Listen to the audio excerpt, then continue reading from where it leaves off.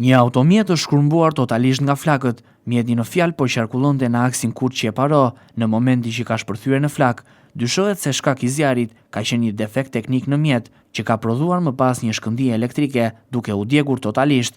Dëmet materiale tek mjeti në fjalë janë të mëdha, teksa sipas raportimeve edhe drejtuesi i mjetit ka pësuar lëndime.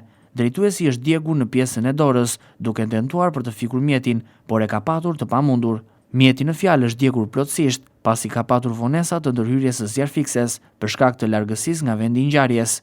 Gjithashtu, përgjatë 24 orëve, policia e Qarkut të Vlorës bën me dije se specialistët e seksionit të trafikut urban dhe interurban në Vlorë arrestuan në flagrancë shtetasit me inicialet F, 36 vjeç, banues në Vlorë, pasi në rrugën Sazani u konstatua duke drejtuar motomjetin i papajisur me leje drejtimi. Shtetasi me inicialet KK, 19 vjeç, banues në Vlorë, pasi në rrugën Gjergj Kastrioti u konstatua duke drejtuar motomjetin i papajisur me leje drejtimi. Shtetasi me inicialet JB, 34 vjeç, banues në Vlorë, pasi u konstatua duke drejtuar automjetin në gjendje të dehur.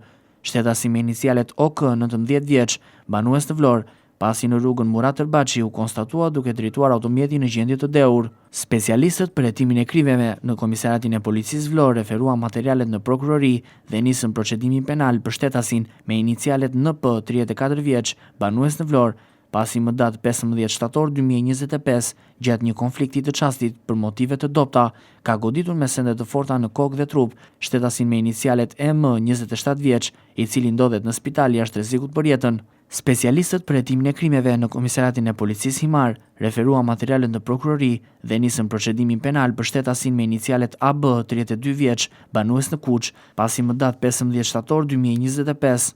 Është konfliktuar për motive të dobta dhe ka goditur me sende të forta shtetasin me inicialet AH, 47 vjeç, i cili ndodhet jashtë rrezikut për jetën. Materialet u referuan prokurorisë për veprime të mëtejshme.